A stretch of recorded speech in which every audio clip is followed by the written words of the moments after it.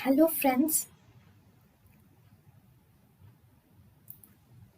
welcome to Creative Medicine. In this lecture, we will learn about. Hello friends, identify the instrument. So what do you see here? This is a long instrument with two hooks. There are two hooks, one hook and second hook. What is this? This is a double hook retractor. It is a double hook retractor. So what is it used? It is used to retract the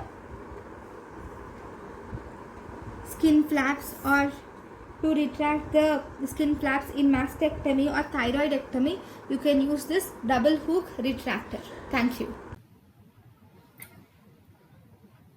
Thank you and thank you for watching.